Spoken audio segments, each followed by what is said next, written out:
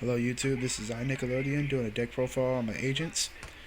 Um, this is a 42 card deck, and yes, it's a, it's a, it's not, it's a sort of a pure agent, but with the twist to help me get synchros out more and some exceeds.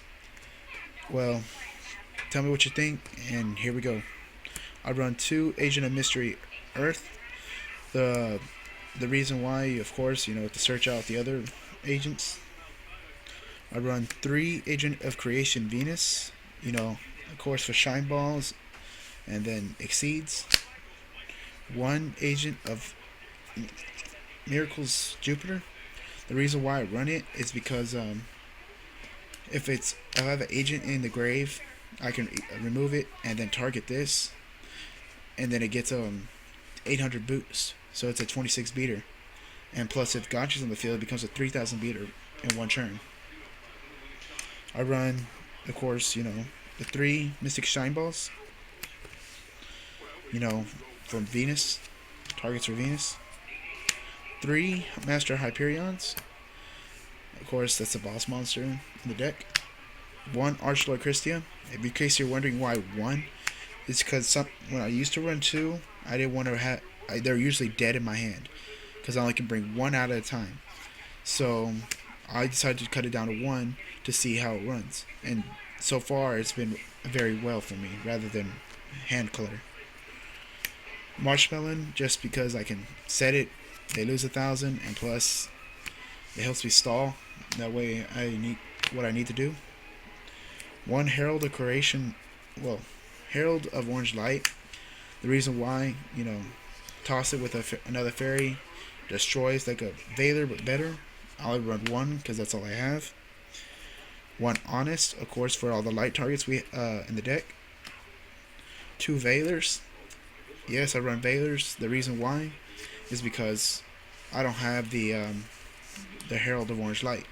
But then again, if I have a 7-star on the field, like I can easily just sync up for 8 with it with one. I run Gores and a Tragodia, of course, to help me keep alive during damage step and whatnot. And then of course Tragodia's effect, switch the stars and then try to sync up for faster, easier syncing. Gen X Ali Birdman. The reason why is because I can summon Venus, then bounce it back, and then summon this, and then sync easily for 7. And then I have an agent in my hand. Well, that's it from a monster build. I run one Smashing Ground, to get all the big stuff off the field. I'm gonna run two, but for now, one until I get another. One Swords of Revealing Light, again to stall, to help me plot out what I need to do. One Pot of Duality. Yes, I get told I should run two, but the reason why I run one is my second one I cannot find at the moment. Of course, the three staples in the deck: Heavy Storm, Dark Hole, and Monster Reborn. Every deck, well, not every deck, most decks run it. Two MSTs. In case you're wondering why not three, is because when I have Hyperion and I have targets, I can easily pop anything on the field with.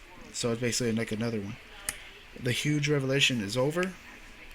The reason why this over Starlight is because I don't own a Stardust at the moment.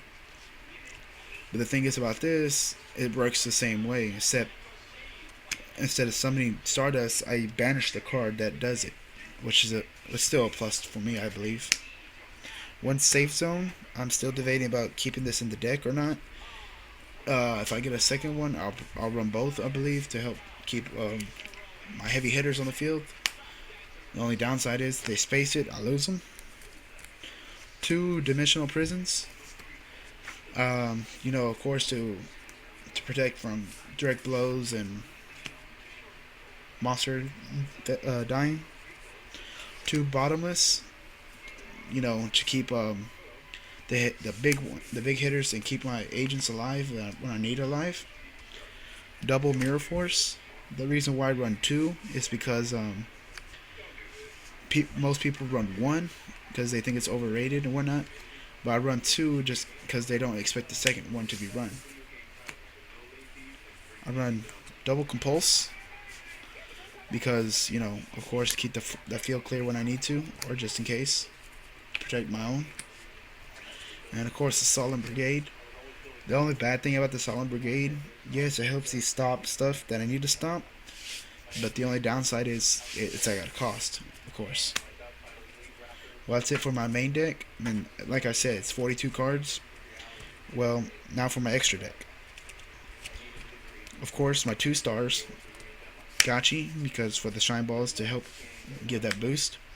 A Dark Mist, just in case, because yes, requires level 3, level 2s, but then again, it comes in handy when I need it to.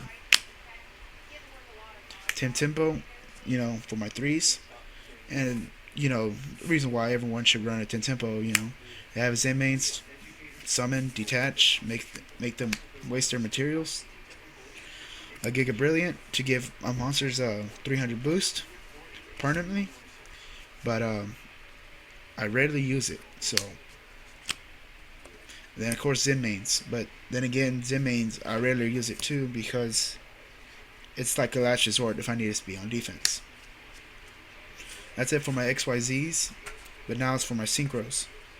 First off, I have a 5-star TG Hyper Liberian.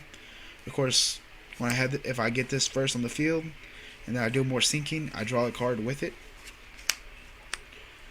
My 7 stars, which is Ancient Fairy Dragon. The reason why, I can easily, when this is summoned, I can summon it again. Summon on level 4 or lower from my hand to the field. So basically, I can get another agent on the field. And the thing is, it's a 3,000 defense, so it's really hard to get over this unless they bottomless or anything that can get rid of it by card effect, but not really by monsters. And also, it's really good against Gravekeepers because you can destroy the field spell and then you could get 1,000. My other 7-star is 8-star. This Light End Dragon. If you're wondering why, it's because I don't have a Stardust, but this works just as well for now. Colossal Fighter, just because it's a 28 beater. Scrap Archfiend, which is a level 7, but it's a 27, so it helps me when if I get that on the field before I get my Hyperion or Christia, it really helps me stay alive. So that's it for my agent build. This is iNickelodeon. Please leave comments or opinions on what should I do to improve it or change it. So rate, like, subscribe. Peace.